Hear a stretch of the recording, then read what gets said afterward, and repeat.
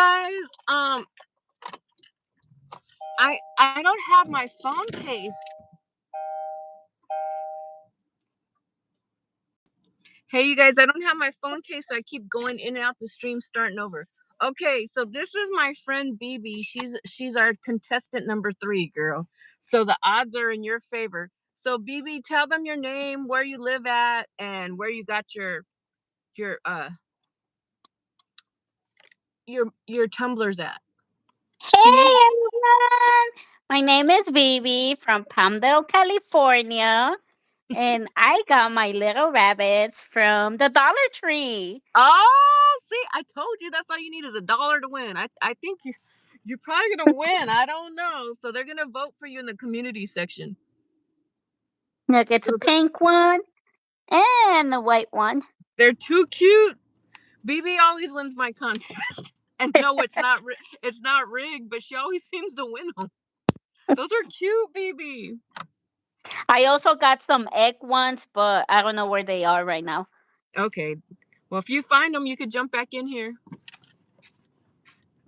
if you want. Oh, definitely. That's up to you, but those look good enough to me. Like, people are gonna vote, and so far there's only 3 contestants: you, Canadian, and Dirty Stack and Deb. I don't know. So Oh, where far, can I see the other ones? Canadian is on Facebook. Later on, we're gonna go in the community section. I'm gonna post that later on, and we're gonna post like a screenshot of your Tumbler, and then people vote. Okay, great. Yeah, I think you have a good chance of winning though. There's only 3 people. That's all you had to do. I told them, I was like, it only takes $1 to win and enter. So we'll take screenshots and post it, and we'll let you know if you win. You're welcome to stay on or come back in and out, because that link will be good. Canadian, take a screenshot. Those are BBs. That's your competition, Canadian. I told you BB be winning all the contests. I came late, but I came in. Yeah, didn't we say at nighttime? That's when your competition comes, Canadian. He has to do the screenshots. He said he took one. Yep. So people are gonna vote in the community section. I'll send you guys the post on Facebook too. Okay, perfect. All right. Thank you for coming in, baby. Good luck. Well, thank you. Keep me updated. Okay. I'll talk to I'll you be soon. rolling. If you get bored, I'm here. You can always jump in on the stream if you feel like it. All right, perfect. All right. Bye-bye. Have a good night. Tell the kids I said hi. Will do so. Bye. Okay. Bye. See, I told you. She always comes in and she always wins all the damn contests. Like, everywhere she goes. She won some tickets before. Where else did she win? I think she won tickets to Knott's Berry or something. I don't know how she does it. She's a good contest winner. Did she make them? She got them from the dollar store. See, sometimes things don't cost. They have to cost a lot, and they still do good. Aren't those cute? See, that's what I'm talking about. People should. Those are cute. Guys got some stiff competition there. I don't know if anyone else is gonna come in. I messaged Delia. I haven't heard from her. She would be I would think she'd participate too.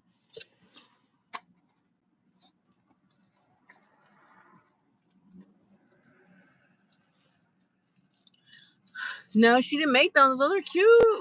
I didn't see those at the Dollar Tree. Shoot. Hey, she only spent $2 and she could win $20. That's a good wager. Everybody else should have participated. I don't know how many times my stream has ended today. Probably like 7 times. This time it was my own fault. It's when I touched the screen. I'm sure it's my fault a couple times. But when I'm carrying the phone around, I don't have a phone case on this new phone. And so I think it keeps booting you out. It doesn't even give you a chance to like go back into the stream either. Mine is probably $30. It's from Starbucks. Yep, see? I know Starbucks ones are crazy how expensive. I was looking at one the other day.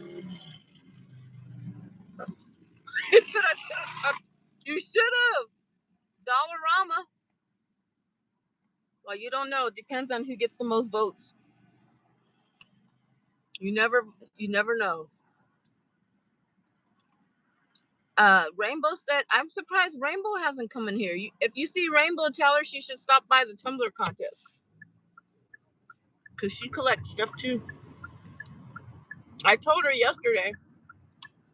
Maybe she's working.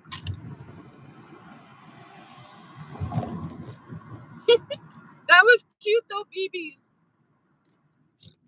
Mike, we've been waiting for you all day to join the Tumbler contest. You don't have a spring tumbler? You should have had one with like a bike on it and a bunny on it. Thank you for coming in, Mike.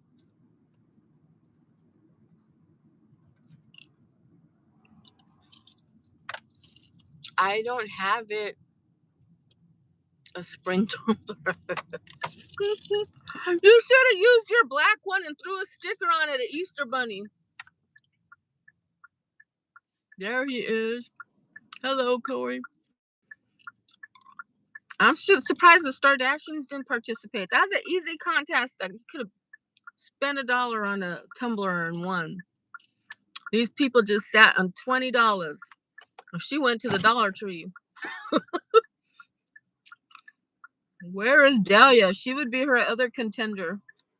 Because Dahlia's got tumblers too.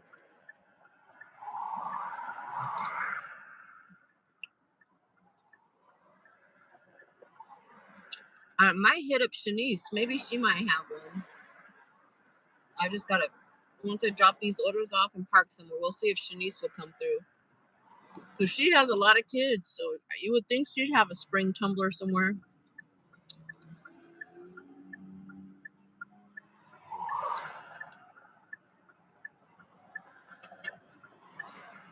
Those are cute cups though.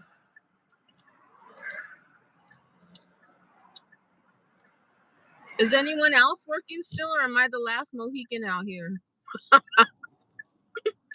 I think the person who lasts longer than me is Glitch, and there's another dude, I think Sabru or something like that. He's on the Gig War one where they have a few people. No, I think he's on Peach's stream at nighttime. They're going too. I'm like, are they still rolling out there? Maybe out there late getting that money. I think there's only 3 other people that I see online still getting money past me.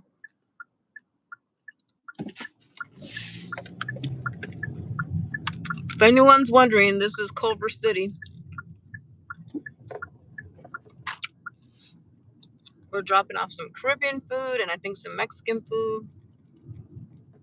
So tempted to grab that food.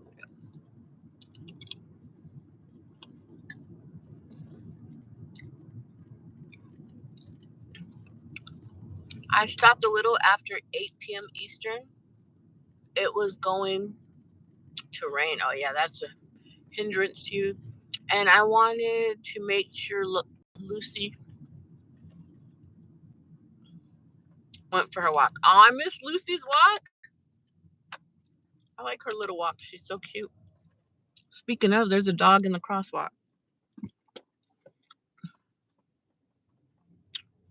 Those dogs be stealing the show, I swear. Yeah, make sure she gets her walk. That's your baby. That's your commitment to the dog. She gets all the views.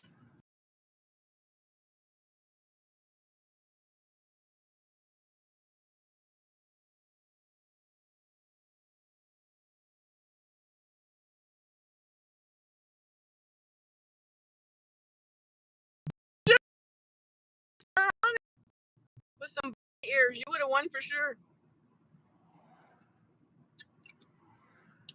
I should have been creative for $20.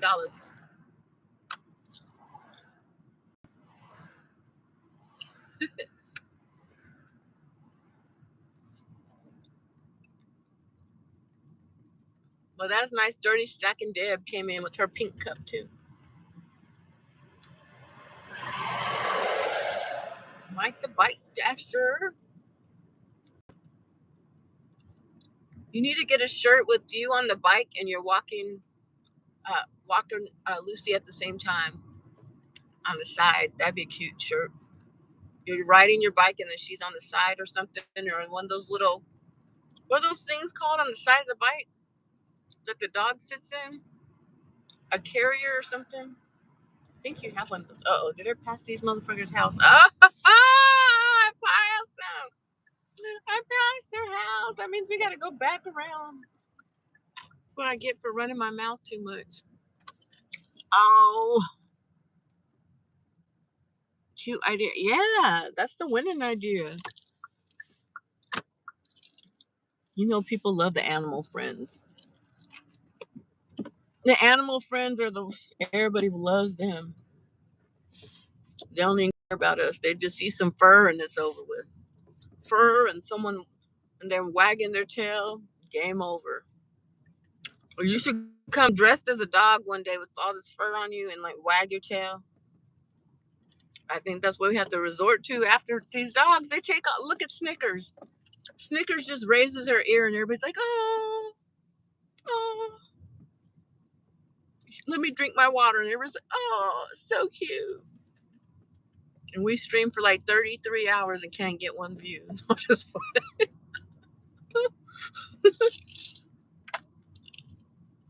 let me see where we're going. Okay, I think we go down this road.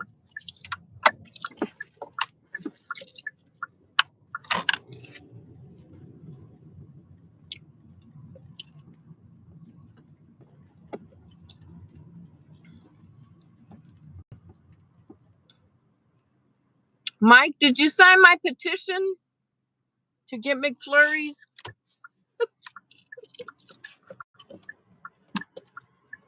All right, where's this place at? 4,600. So we're coming up on this place. I just wonder if there's some freaking parking is a problem.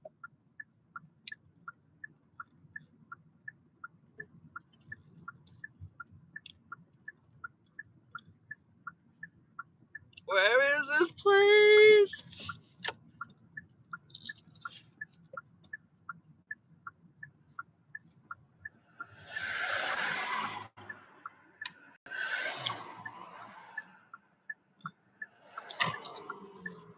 I don't know if it's these apartments. What is it?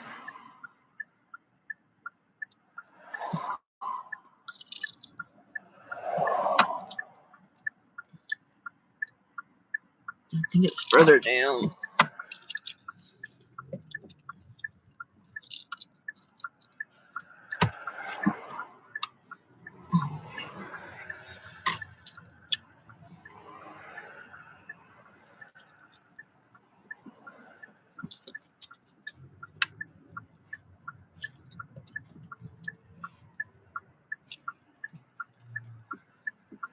Okay, I think this is where we go.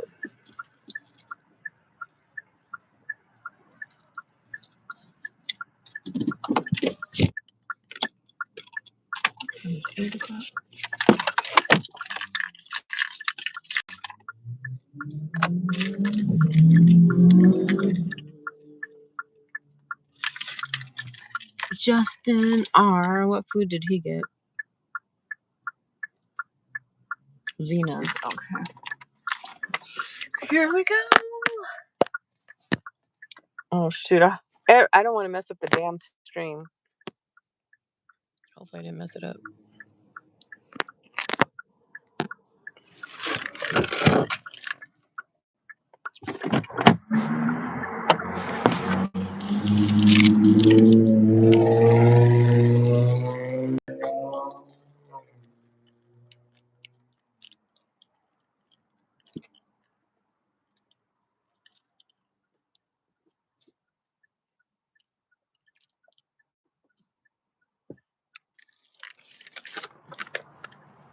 Justin R. Zena. Okay.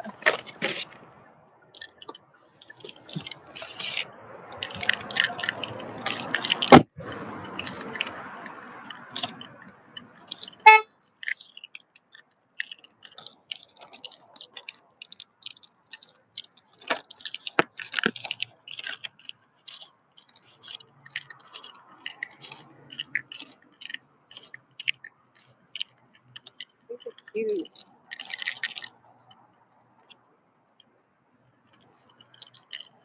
I like the way this building is shaped. Looks like Kauai or something. It's cute. All right. Apartment 11. Leave at door. I am on second floor, upper right. Okay. For Justin.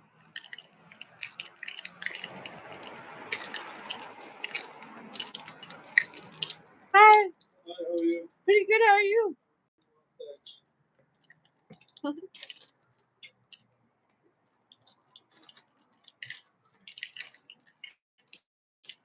Okay. What number is that? 8. 9.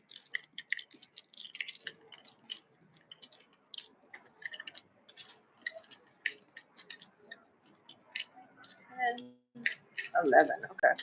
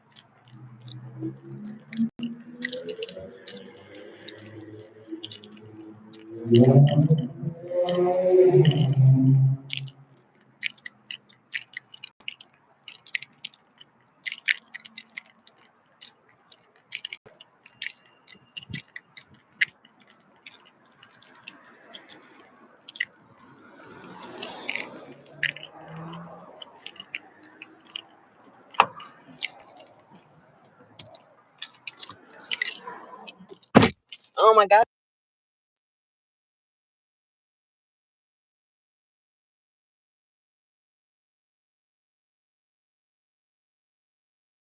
Sorry, I had the mic up. I didn't know the mic was off. Maybe I just did that when I was holding the phone. All right, you guys better get those tumblers in. There's only 3 people, so you guys don't have a lot of competition, which is good for you guys. Better odds of winning. And it's super simple to do. All right, there's that. And let me see here. There's that. I need to plug this one in somewhere. It's at 50%. Where'd the card to this go? Oh, here we go. What the hell happened there? Let me share this one.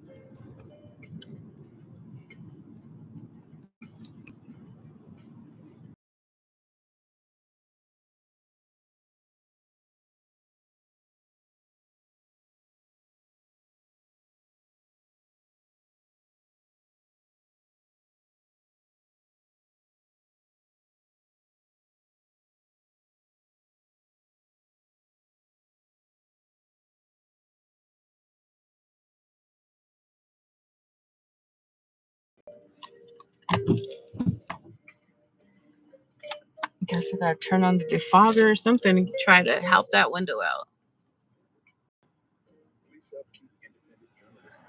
On KPFK radio stream. Become a sustained circle member of KPFK. Yeah, I love Palm Springs myself. It's fun to go. So, but are you going to offer anything, maybe an added incentive aside from the welcoming flag?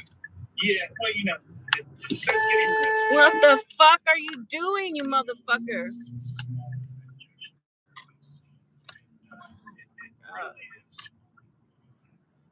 Very receptive, open hearts. So, yeah.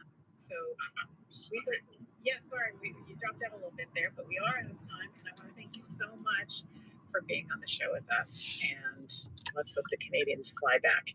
Ron DeHart, the mayor of Palm Springs. Thank you. You're talking about the Canadians. Thank you.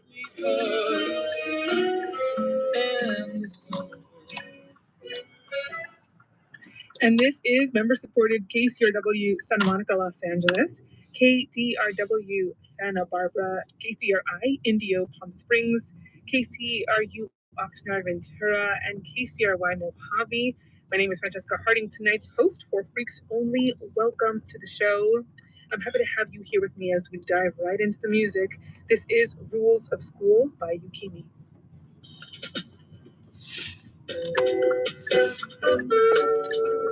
Secretary Caroline Leavitt, the president has directed his trade team to create tailor-made deals for each country. It's still not clear what Trump's goal is, to eliminate trade imbalances in goods but not services with every country in the world, or to use the big tariff to bring in what he says will be trillions of dollars of revenue. Leavitt says 70 countries have reached out to the White House since Trump announced the tariffs. The Israeli prime minister has already been to the White House, and next week the leaders of El Salvador and Italy will come. Financial markets all over the world have reacted negatively. I don't know why they would even want to talk to him. They rebounded a bit when the White House messaging started focusing more on negotiating deals. Mara Eliason, NPR News. The U.S. Supreme Court is pausing a lower court order that required the Trump administration to reinstate some 16,000 fired probationary federal workers. The justices say the nonprofit group that challenged the firings did not have legal standing in the matter. The High Court is still considering the administration's argument that the lower court decision infringed upon constitutional separation of powers. Speaker Mike Johnson is pushing for House action on a Senate budget resolution, but lacks the votes needed to pass it. As NPR's Barbara Sprunt reports, the intra-party dispute is a litmus test. The Senate has passed a budget framework, a key step in unlocking much of President Trump's agenda. But to move forward, the House also has to pass it. And members say they don't think it currently has the votes. Deficit hawks, like Texas Congressman Chip Roy, say the Senate version doesn't include enough spending cuts alongside tax cuts. The Senate budget does not reduce deficits. The Senate budget would increase deficits. Speaker Johnson wants to get the final bill to Trump's desk by Memorial Day. The president has previously helped whip support among holdouts for his priorities and may be doing so again now. Barbara Sprunt, NPR News, the Capitol. The number of measles cases in West Texas has now surpassed 500. KUT's Olivia Aldridge has details. Texas's state health department also announced that ongoing transmission of measles had spread to several new counties. Public health experts continue to say the best way to curb the outbreak is to drive up the vaccination rate. Jennifer Nuzzo is the director of the Pandemic Center at Brown University School of Public Health. That's the way to stop it. This only ends with immunity. Health Secretary Robert F. Kennedy Jr. visited Texas over the weekend after a second child died in the outbreak. He said in a statement that vaccines are the most effective way to prevent the spread of measles, after previously promoting unproven alternative treatments for the disease. I'm Olivia Aldridge in Austin. This is NPR. The Internal Revenue Service has reached a deal with the immigration authorities to share tax information on migrants who do not have legal status. Under the agreement, ICE officers may ask the IRS for information about an immigrant who's facing criminal investigation or one who has final deportation orders. In the Dominican Republic, crews are combing through the rubble of a roof collapse. Authorities say at least 79 people were killed and at least 160 others were injured. The mishap occurred at a popular nightclub in Santo Domingo, with politicians, athletes, and other prominent figures reportedly in attendance. An old album returns to the top of the pop charts thanks to a deluxe edition containing some new songs. NPR's Stephen Thompson has the story. For the last 2 weeks, Playboi Carti has topped the Billboard albums chart with a brand new record called Music. But this week, it's been replaced by an album that topped the chart more than a year ago. Ariana Grande recently reissued her 2024 album Eternal Sunshine with 5 new songs and an extended version of another. With 6 fresh tracks and fresh vinyl and CD editions for sale, the album leapt from number 87 all the way back to number 1.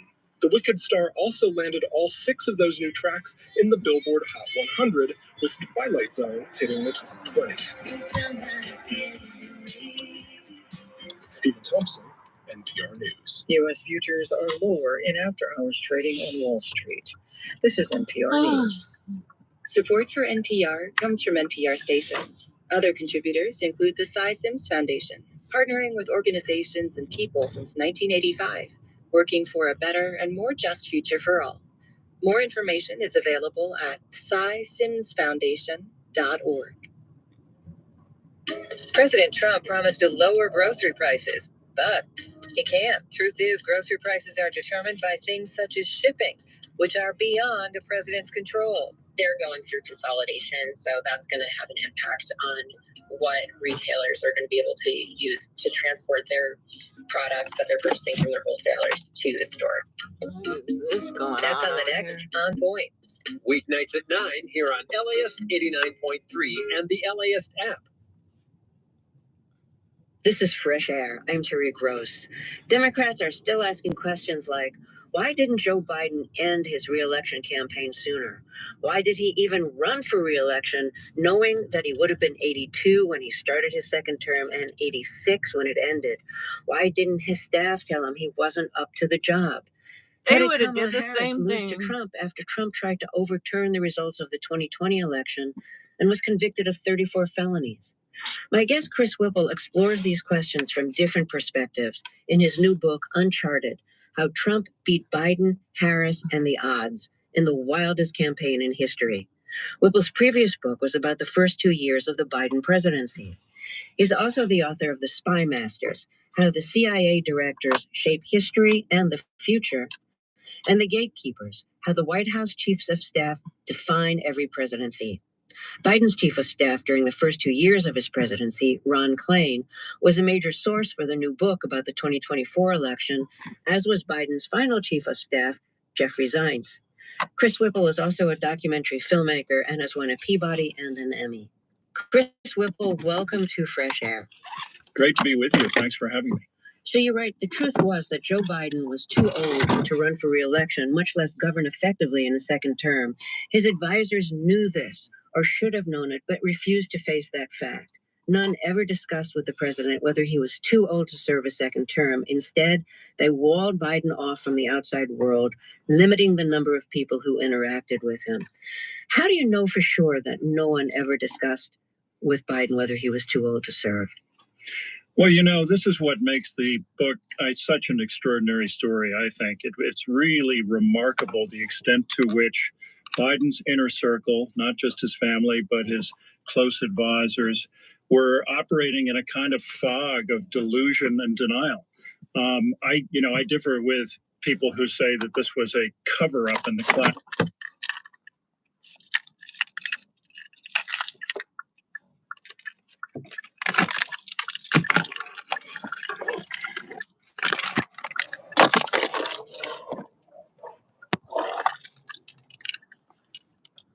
What the hell? Why is it so dark? I was like, because we're dark outside now?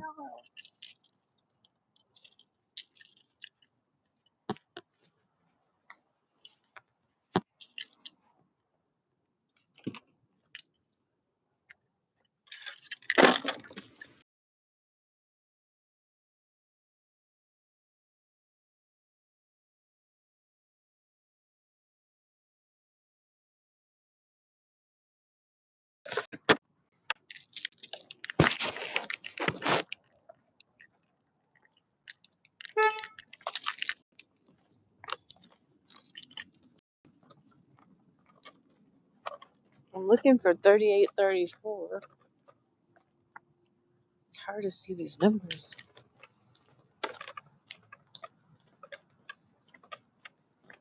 My eyes are 26. All right, so we're going the right way.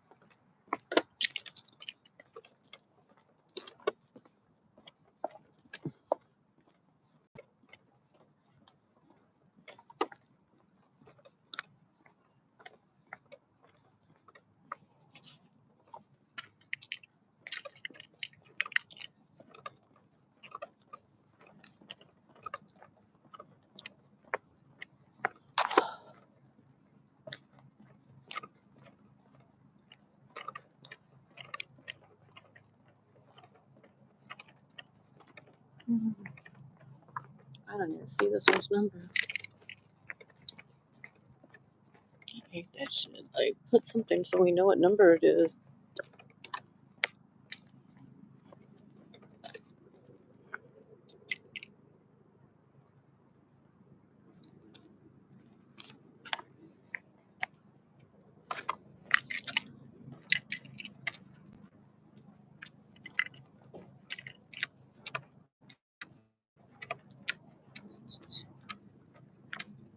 Oh my god.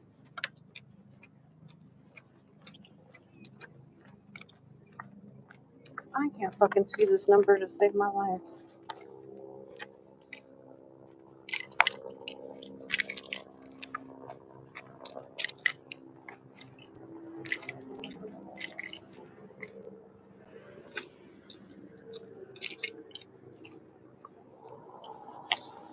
See if they left any notes or anything.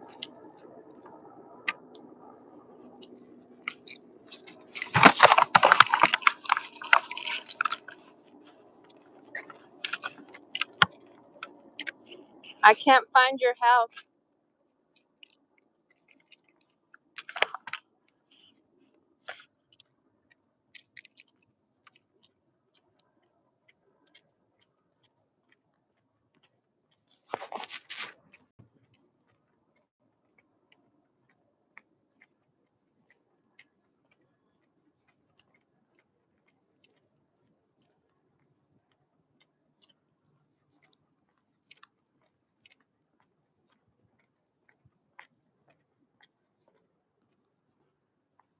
Oh, well.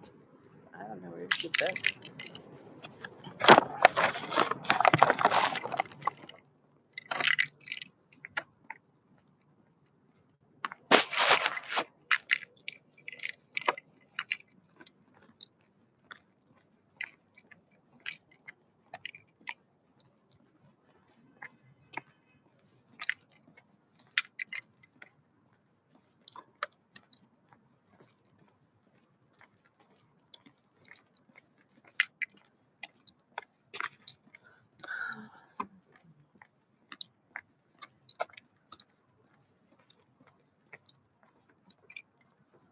This is fucking stupid. There's no number on this.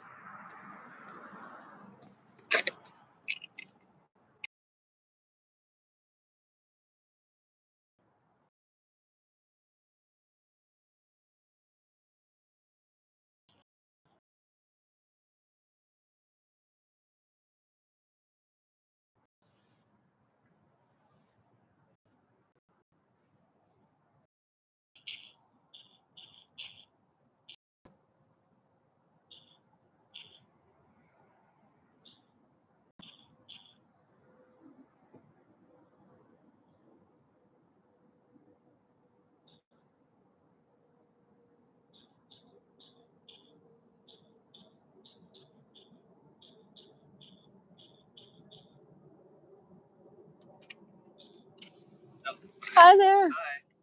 I didn't see any numbers anywhere. Yeah, we don't have numbers on the side, just on Oh, on on the mailbox? mailbox. Okay. Thanks. Oh, I gotta take a picture. Go ahead. Just so they know I left it here. Have a good night. Thanks, you too. Take care.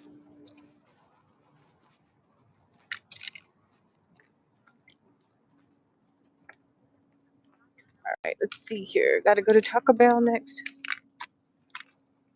Yeah, I got another one next at Taco Bell. I couldn't find this one because I guess they said they only have the address on their mailbox. So I'm like going back and forth till the dude came out. They should put some like glow in the dark numbers on the outside of their house or something. There's like no numbers nowhere.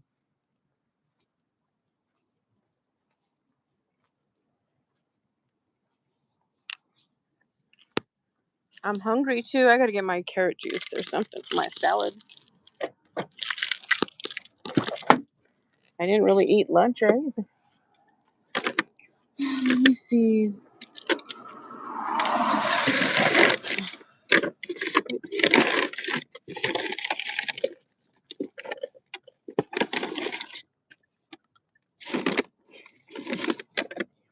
See, this is carrot juice. I don't know if you can see it, but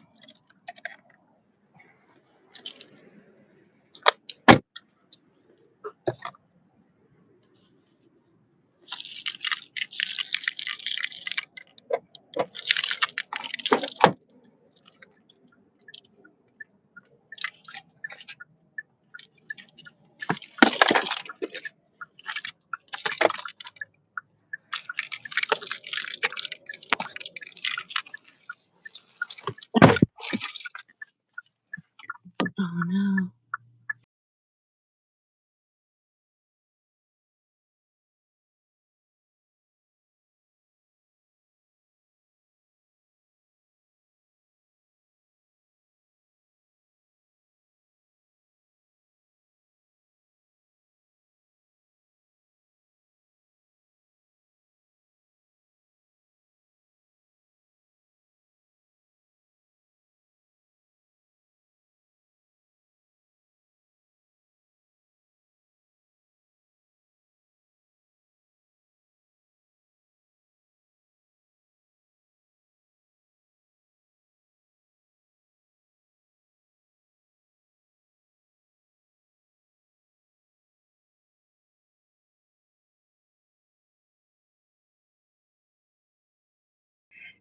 Is that a typical thing, or like mega Hollywood directors and producers prepare candidates before debates?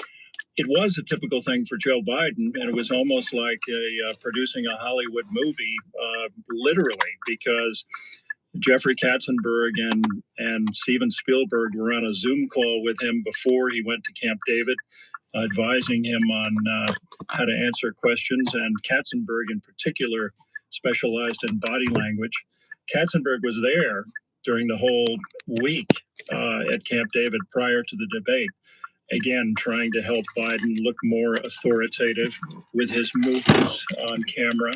And Bruce Reed, the deputy chief of staff, was really impressed by how Spielberg was able to coach Biden for the State of the Union speech, the one that everybody concedes he hit out of the park when he was heckled by the MAGA Congress people, and he really owned them in the moment. So it's an unusual, but not for Biden. How is the final decision made to drop out of the race? So Joe Biden is at Rehoboth Beach with only his closest aides. He's there with Jill Biden and with Annie Tomasini, Deputy White House Chief, and with Anthony Bernal, the First Lady's senior advisor. Other than that, just Secret Service. Sunday morning, his closest aide, Steve Ricchetti, and Mike Donilon come over and they sit down with him and they have this pivotal talk. And they walk him through, they talk about the polls, they talk about the party. Ricchetti says to Joe Biden that, look, there's a path for you, but it's a brutal path. It's a lonely path, and it's a real fight. There's a narrow path that you can walk to victory in the swing states. You can do it, but the party leaders are against you. It's going to be divisive, and it's going to be a real battle. But Ricchetti was nevertheless all in if he was ready to go there, if he wanted to run for re-election. And again, I find this kind of extraordinary because, the reality was, the truth was that there really was no path in the battleground states by that time. And the party leaders, of course, were arrayed against against him. And I think what was decisive was that all three of them, Ricchetti, Donilon, and Joe Biden, obviously most important of all, they realized that the party leadership would come down on him like a ton of bricks come Monday. That if he didn't make that decision, in all likelihood, the party leaders would go publicly against him. And there was really no way out. Let's take a short break here and then we'll talk some more. If you're just joining us, my guest is journalist Chris Whipple, author of the new book, Uncharted, How Trump Beat Biden, Harris, and the Odds in the Wildest Campaign in History. We'll be right back. This is Fresh Air.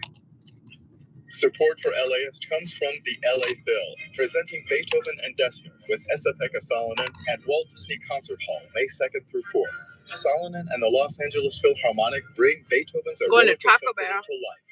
Violinist Pekka Kuusisto, a fellow Finn and one of Salonen's favorite collaborators, joins the orchestra for Bryce Dessner's Violin Concerto, which Kuusisto describes as super energetic, athletic, and active. Tickets are available at laphil.com. This is Fresh Air. Let's get back to my interview with Chris Whipple, author of the new book, Uncharted, How Trump Beat Biden, Harris, and the Odds in the Wildest Campaign in History. The Biden team was really angry with Obama. How come?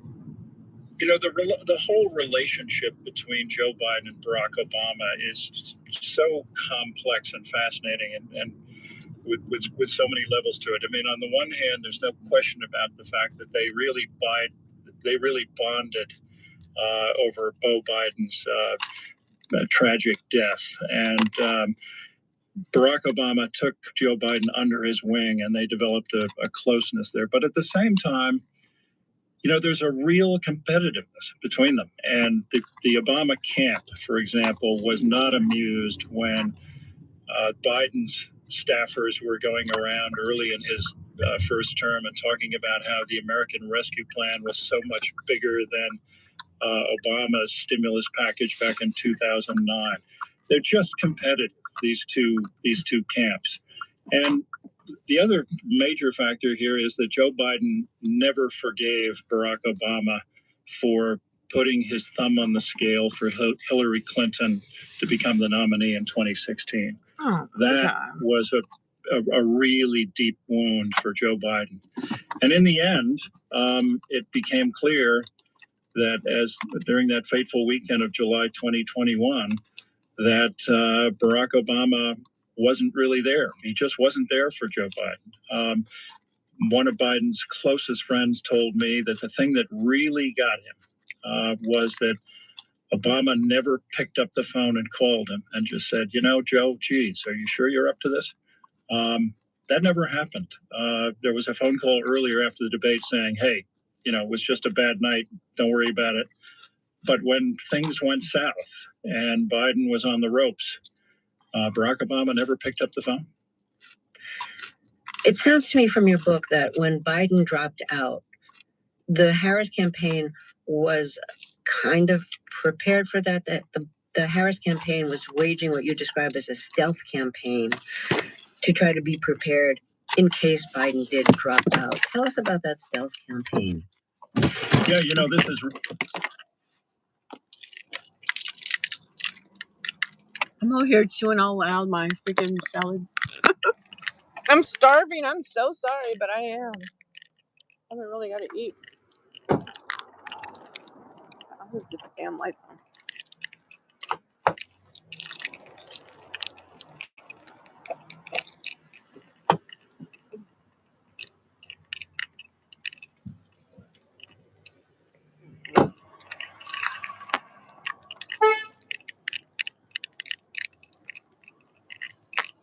Dude waits in the freaking drive-thru, begging for food and shit.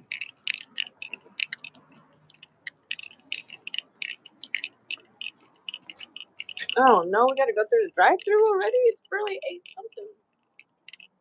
What time did they close? 8? Damn, I didn't know.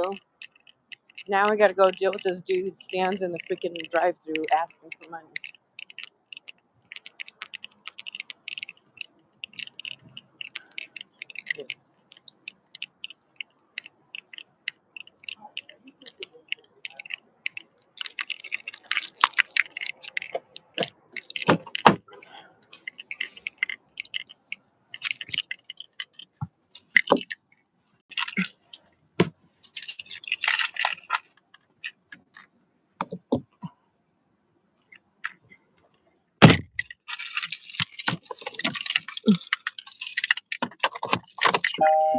she fumbled the answer. She was asked that very question, which she was prepared for, and inexplicably, she said, "Well, I can't think of a single thing."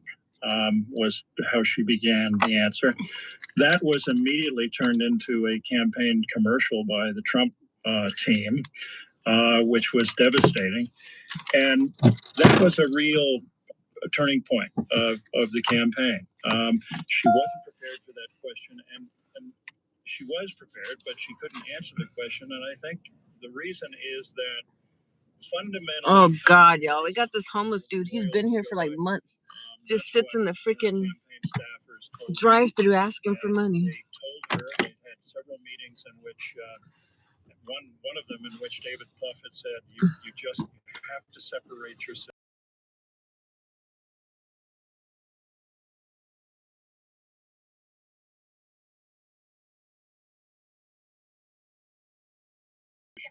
Let me see here.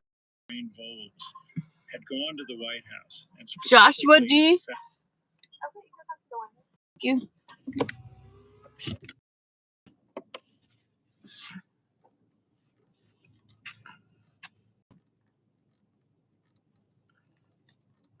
There's a guy over there. I don't know if you guys seen him. I've seen him here before. Like, he goes in the alley and then he comes around the corner and asking for food and money. I would be pissed if I have a business and there's some homeless person just sitting there. It's one thing if you come and buy stuff. Another thing where you just sitting there like scaring people as they go through the drive-through. It's scary to see someone just out of the alley come and ask you for stuff.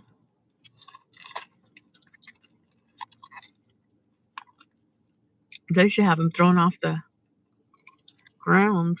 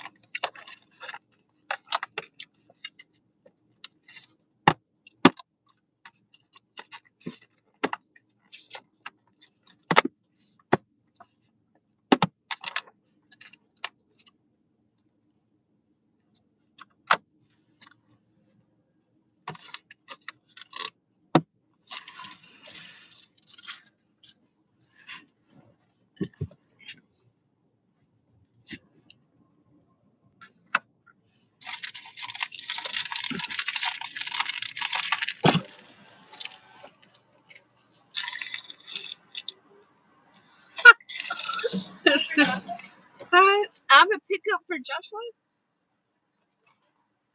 I don't know where the hell this is supposed to go. Thank you. I gotta remember to take down this person's drink, I hope. Are you asking me if that's a troll? Did you get to see the dude? Is that a troll or a toll? I've seen the same dude over there. He doesn't look like he's starving to me. He's like big, overweight and stuff. So it's not like he's starving to death. He's just bothering people for money. Like he comes out the damn bushes. And the whole thing is there's government programs as of now where they can get free food. So they can't act like they're starving.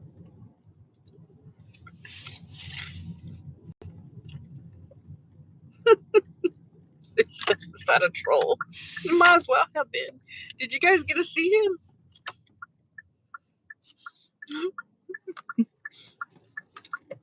You might as well be. Those poor employees, I would be scared.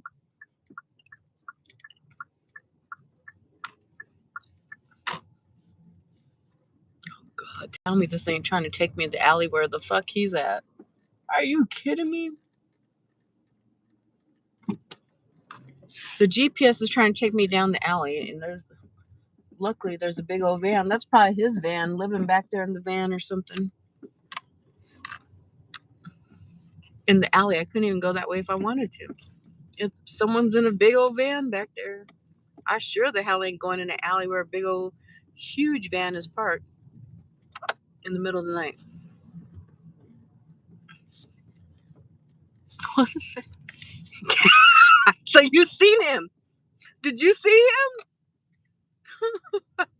I'm glad you seen him, because I think you guys think I be feeling like I'm telling stories. I'm like, do people believe what I be saying? I'm not even, because I be feeling like my stories sound crazy, but it's the fucking truth. I swear to God, there was a dude in the bushes. So now you guys see what I'm talking about. You're my witness, Canadian. You're my witness to the craziness I see. Oh, God. Imagine being a woman and you see this big old dude hanging out in the freaking alley at nighttime. And he just pulls a It's kind of scary. And it's probably scarier because, like, they might be on drugs. My main thing. When you're on drugs, there ain't no telling what you'll do. I used to work with CPS kids, and people like on meth, they really don't know what they're doing. They're out of their mind.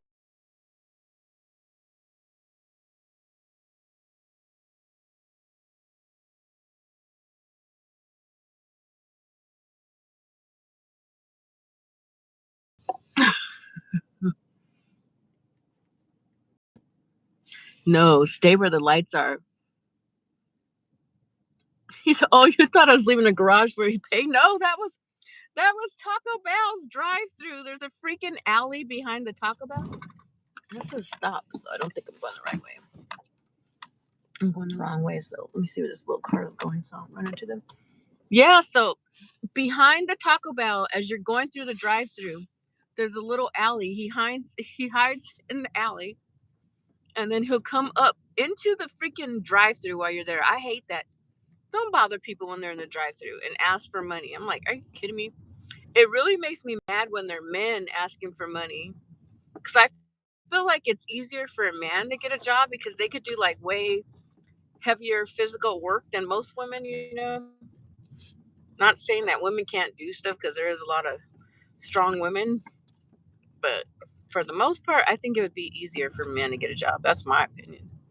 So don't come ask a working woman who's out here in the middle of the night for money when I need money my damn self. I got my own bills to pay.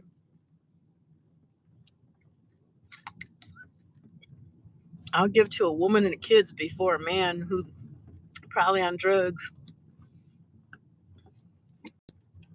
or somebody's grandma or something. A grown man, and he's young too, so he should be able to get a job. He could go work at the grocery store, something. There's all kinds of jobs.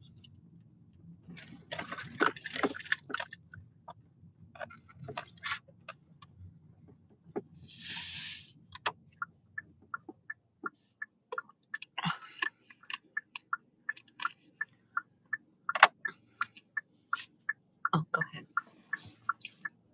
Don't open my window if someone is standing in a drive-thru. Yeah, don't open your. Yeah, I saw him on the right side. Okay, good. Good. At least you know I'm not going crazy. Yeah, I don't want. And make sure and lock the doors, because we both talked about it. Some people have tried to get in our car before. Where I live, I was coming out like further down, like I don't know, a block or so. dude is on drugs trying to open my damn door. Like, oh hell no. And once, like, there's a parking lot that I usually like go chill out. I don't even do that no more. Because once I was in the, waiting for some orders at nighttime, just parked there.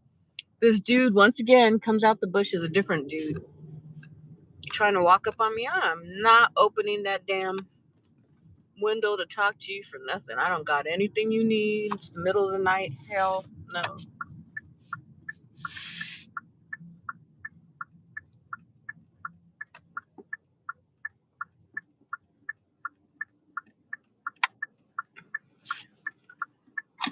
Let's go drop this.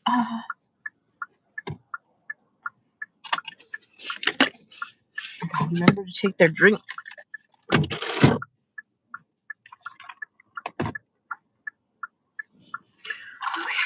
let's take keys. We need the keys. I still can't believe I dropped those flowers. Oh, that was horrible.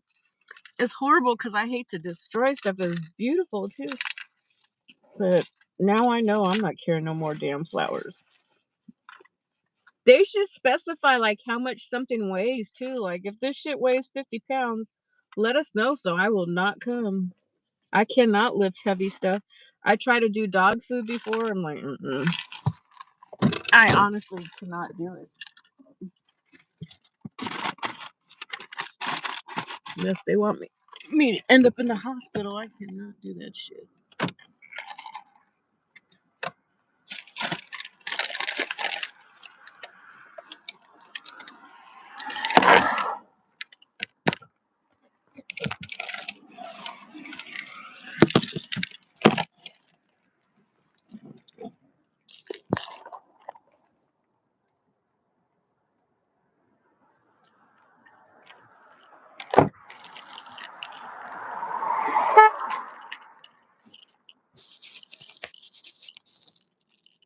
Thank goodness I remember to bring their drink down.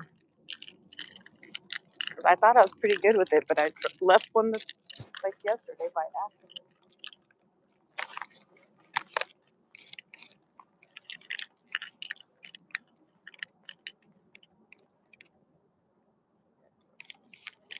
Hi, did you order food? You got it. Thank you very much. You're welcome. I just got to take a picture of it so they know that I gave it to you. No problem.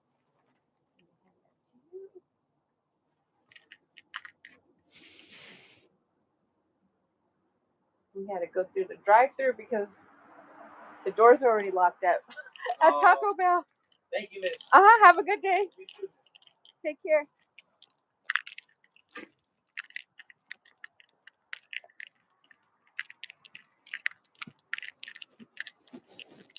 She was nice. That man wasn't a jerk. Shoot.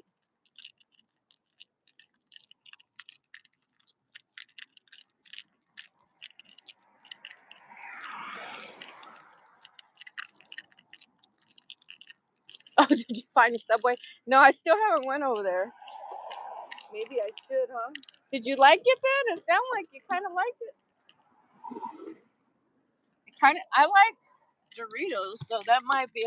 If I go do the Dorito thing, I might shoot.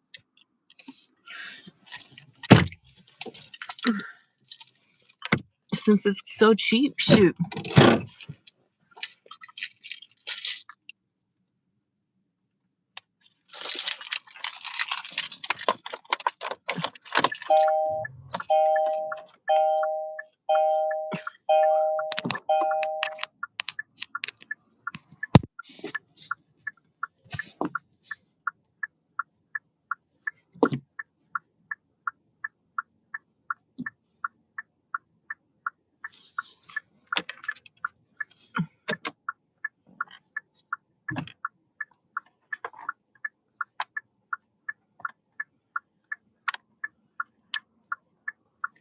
I just been munching on that salad. I think I'm pretty much done because it's nothing but freaking lettuce to it. I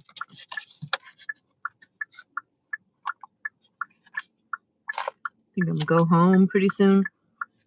Probably should go now and go dye my hair. Just write it off as a half day today.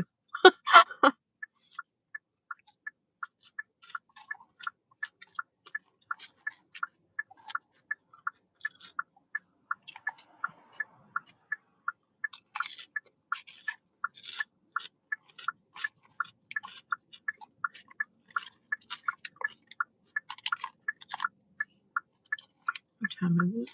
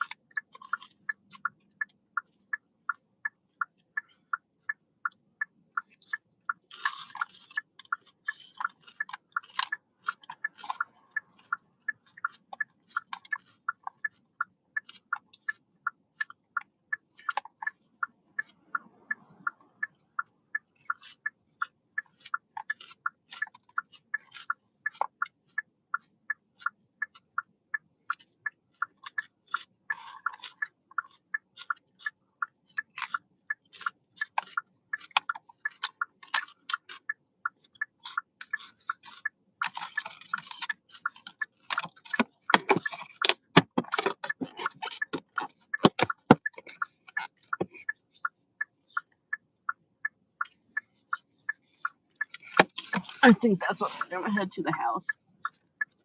Dye my hair. That way I don't do it tomorrow and come out late. That way hopefully I can come in early. If anyone wants to do the spring tumbler contest, you better hurry up.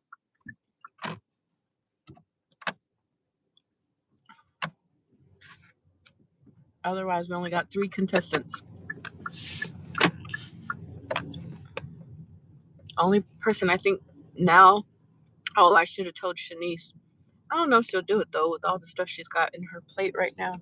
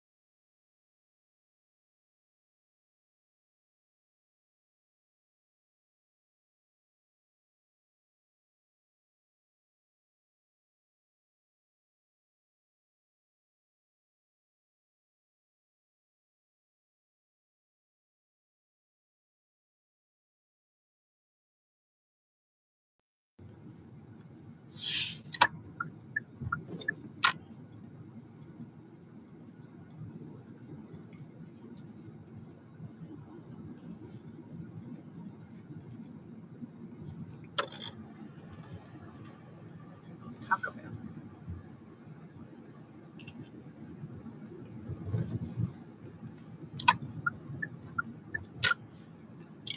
Look how fuzzy looking.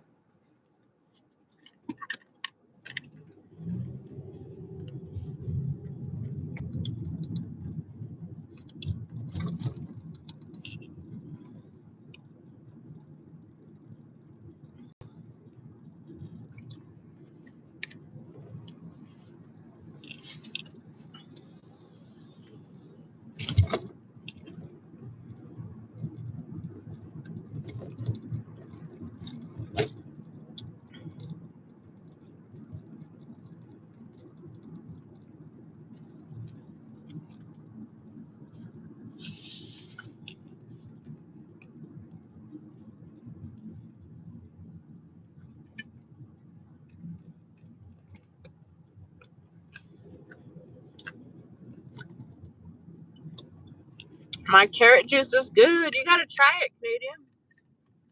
Carrot juice actually tastes kind of sweet. I love it though. I don't know why. It feels good to me. But our friend on here earlier, he said carrots really aren't that good for you. I think anything in the ground, like roots and stuff, should be good for you. It's from the earth. I would think. But he said they were using radar. That's why they thought they had good eye vision. That's funny.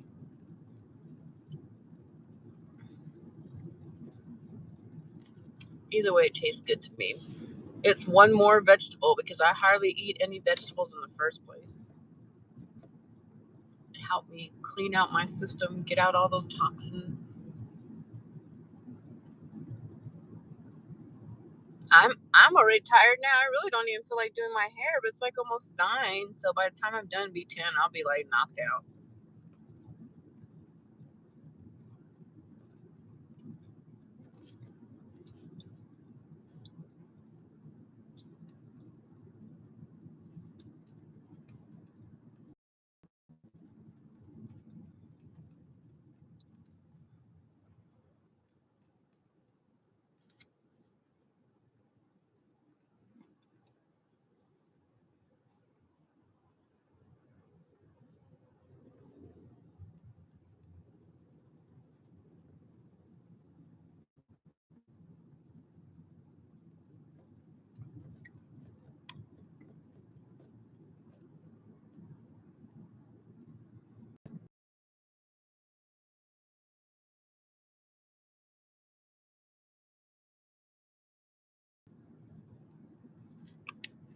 Now it's hot up in here. Well, thank you everyone who joined my stream today. It's been crazy. In the morning, dealing with the cell phone, my missing phone case. That took up a lot of my day. And then being booted out of my stream at least 8, 9, 10 times today is horrible. But I hope tomorrow is a better day for everybody. Hopefully you guys get some rest. I'm going to jump on probably some people's streams when I get to the house. I'm really trying to be on Lincoln Lawyer, so I watch that every day. We'll see what happens with that. I like that show. Been checking it out. I really don't like law offices or courts, but they make their show look good. I really don't like downtown LA, but they make it a little bit more exciting because there's a lot of twist in it and how the law could be like has a lot of loopholes and stuff. And it gives you like different ways to look at stuff. So that's why I like Lincoln Lawyer. It's a pretty cool show. And the main lawyer, oh my God, he talks to all kinds of different women. He has all kinds of different women on there liking him. Like all these people I wasn't expecting. I was like, dang. I wonder if it's like that really at the law office. I think it is. Because I know when I worked for the Attorney General's office, one of the attorneys there, she ended up marrying a judge. So I think a lot of them do spend a lot of time with each other and then end up dating each other in real life. Well, who else are they going to date if they're with each other like 24 hours a day or working on cases together and stuff?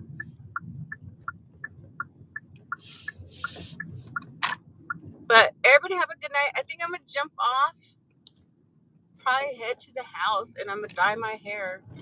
I don't know if I'll come on when I'm dyeing my hair. I don't know. We'll see. Maybe someone's last chance to do the spring tumbler contest. But if not, have a good night. Get some rest. Oh my God, this motherfucker's about to get ran over before I go home. Do you see that shit? Oh my God, you're dumb. In the middle of the night running out there. Golly. See, like, it's always something, you guys. Keep watching this channel like you think it's an easy little job, but it's like you dealing with people either driving crazy or out of their mind with no damn common sense, just walking in front of oncoming traffic. Don't they know that cars are made out of metal and fiberglass and they drive like freaking 60 miles per hour and your body's frail? It's crazy. Teach your kids to pay attention to cars and tell them not to walk out in the middle of the street in the middle of the night. It's dangerous. Bye, you guys. Have a good night.